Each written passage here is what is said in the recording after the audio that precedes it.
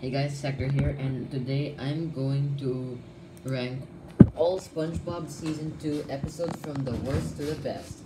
There may be some unpopular opinions, so watch out.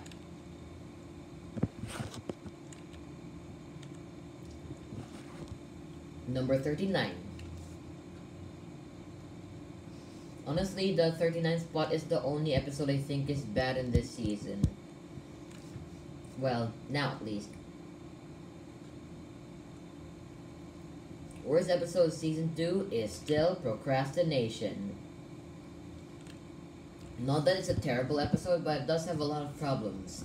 Seems like it's filler, and all the jokes fall very flat. And there's also this horribly disturbing scene with the furniture. It's pretty disturbing. So, yeah, I think this was a very easy choice for the worst episode. Actually, it's because it's bad, and it's the only bad episode season 2. Which means the 30th spot is not filled with a bad episode. Life of Crime is just boring. I guess Free Balloon Day, the Free Balloon Day twist is okay, but I think it's negatively toned and it's kind of boring. 37 we have Dumped, a more negative tone than Life of Crime, but at least it's not as boring. I mean, Patrick and Gary are jerks. I mean, it's not as boring as Life of Crime, but it's still boring. And Patrick and Gary are are a bit of jerks. This is the first Patrick's a Prick episode in my opinion. But I don't mind it because, you know, he's not that bad. Number 36, we have Your Shoes Untied. I love the song of Your Shoes Untied. It was a really catchy song that actually teaches us to tie our shoelaces. But it does have a bit of it does have some writing problems. Specifically, SpongeBob trying to run to people so that he can tie his shoes. He always trips when he goes to the Krusty Krab, so why did he even need to tie his shoes if he can run without tripping, even with untied shoes? Number 35, we have what is usually considered to be the worst episode of not just season 2 but the pre-movie era. I don't think it's a bad episode. In fact, I think I'm With Stupid is good. Reason why is because it's funny. Also, it's kind of mean-spirited, but some of it is a bit boring. But but this gag is especially interesting. Like when SpongeBob says, "Hey, a note," and then there's a 16th note that gets shown, and then Patrick says, "Yeah, but turn over, there's a letter," and then the letter B is shown. That's one of the best gags in the whole show. Not enough to save this episode from being one of the worst episodes of the season. One of those that are not that good. Number 34, we have Gary Takes a Bath. Solid humor, but Gary's kind of a jerk. I mean, he's really a jerk, and it's kind of pleasant. I mean, literally escapes baths, and SpongeBob is treated in the wrong for trying to give Gary a bath. Number 33, we have I'm Your Biggest Fanatic. It was interesting, but less so than the other episodes on the list. Not much to hate about it, not much to like about it, except the scene with Kevin and his jellyfish robot. He gets his comeuppance when his queen jellyfish gets destroyed. And when the king jellyfish knows that it wasn't a queen jellyfish, SpongeBob saves Kevin's crew and becomes the new leader of the crew, with Kevin actually getting comeuppance. Number 33, we have Grandma's Kisses. Sweet is funny, and SpongeBob's grandma is a great character. Number 31, we have Bubble Buddy. It's got good comedy, it's interesting, and it's so cool to see Bubble Buddy become someone who is actually alive.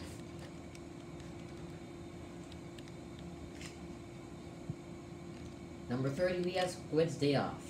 I guess I like it. This episode is good, but it's just not as... It's really far from being one of the best of the series.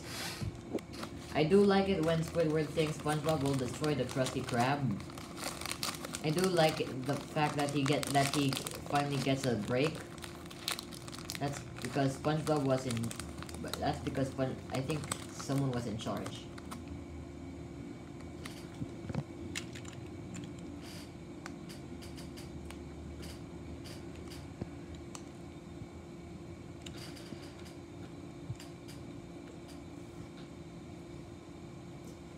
Wow. A Mermaid Man's Barnacle Boy episode so low. And it's the only one from this season. It's actually kind of pathetic, but yeah, I don't think this episode is as good as Mermaid Man Barnacle Boys 1 and 2 and 4 and 5. It's still a good one, but with some okay gags, but it's just less interesting than the others. There's no action. There's no action. I don't think there's even any action in this episode, so it's kind of misleading. So let's just move on to number 28. Despite putting Graveyard Shifts at number 28, I was the one who made its best TV shows wiki page. It's low on the list, but it does have suspense. If there's one thing that keeps this episode down, it's the plot. It's actually a pretty good episode for a pretty bad concept. Anyways, number 27, we have Pre-Hibernation Week. Oh wait, also I have to say that Graveyard Shift has a lot of suspense. Anyways, for Pre-Hibernation Week, it's low on the list because Sandy is unlikable. And she forces SpongeBob to play extreme sports. When he leaves, she tells all the fish of Goo Lagoon to help find him. I guess I do like that scene, but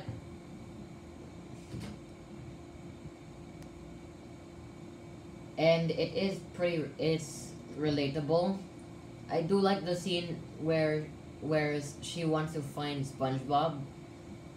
It has some great humor. One of the funniest and most memorable scenes in the entire show. But it's not enough to save this from being one of the worst episodes of season 2 and not one of the better ones. Number 26 is Krusty Love.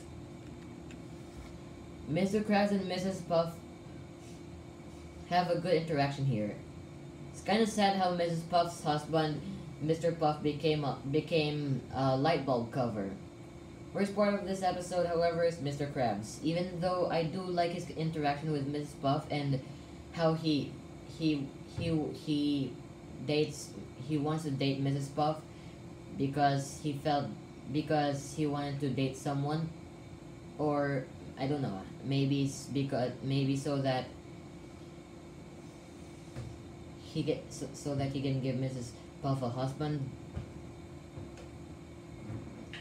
I do think it's sweet, but he tells SpongeBob to buy everything for him. But at least SpongeBob tells him what he's doing wrong. Mr. Krabs is cheap and tells SpongeBob to buy everything for him.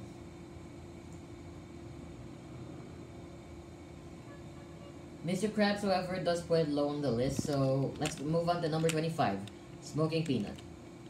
It spawned the Aitama Head Out meme and it was a decently amusing and the episode was actually kinda okay. The problem though, it can be boring at times. Number 24, we have the first episode to feature a sad song. No, not sad production music. Sad musical number. Welcome to the Chum Bucket. Very negative tone for a SpongeBob episode that usually doesn't keep my attention. But I do like the song, and I really like it when Plankton puts SpongeBob's brain, and then SpongeBob says, "I don't feel like it." This is one of Plankton's clever, s- more clever schemes to get the secret formula, along with an episode in season 4. Number 23, we have Sandy, SpongeBob, and the Worm. We should take a bikini bottom and put it somewhere else. Sandy's overbearing nature makes SpongeBob worried she might die even fighting the Alaskan bullworm. Sandy thinks she defeated the worm, but it was actually the tongue. It was a very funny joke and tells Sandy not to be overbearing. It's a pretty decently told moral. It's funny, amusing, and the first really great episode on the list. Number 22, we have No Free Rides. I kind of forget this episode, but I do like to see the memes it spawned. Get to see why I do forget this episode. I mean, I don't like it as much as I think it's great, but I do like to see why Mrs. Puff wants SpongeBob to fail his driving test.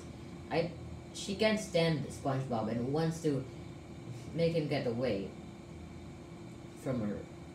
But there is a reason why it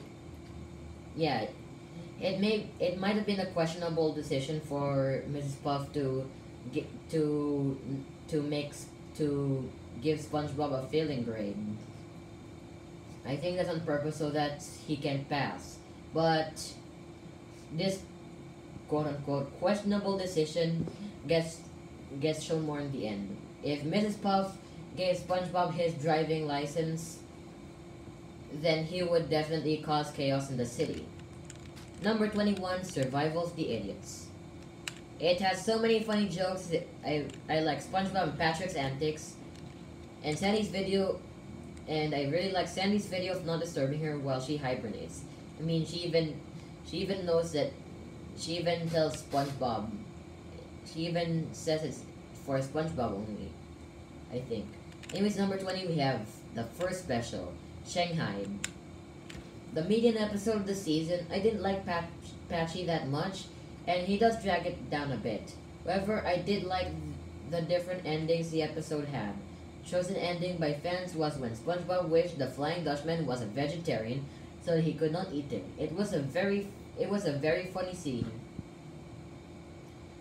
How SpongeBob, Patrick, and how the Flying Dutchman still wins in the end, because even though SpongeBob wished he was a vegetarian, he still wants to eat them, so he turned them into fruits. I think that this shows that the Flying Dutchman is actually a very smart character. Number 19, we have Frank and Doodle. Doodlebob was funny, and the way he goes down was interesting, and it has some good animation too. I really like these episodes with a pen revolving around the pencil. By the way, number 18, Artist Unknown. Another art episode. If I'm lucky, Mr. Town will rub his tentacles on my art. Yeah, SpongeBob is really funny here. I mean, so Squidward. But I guess we can see that Squidward was envious of SpongeBob, making him teach him. Anyways, number 17, we have the Fry Cook games. I really like the joke of "because you told me to" in this episode, and Patrick being a rival to SpongeBob in this episode was pretty fun to watch. It's a pretty exciting episode, and there's not much for me to say about it. Number 16, we have the Secret Box.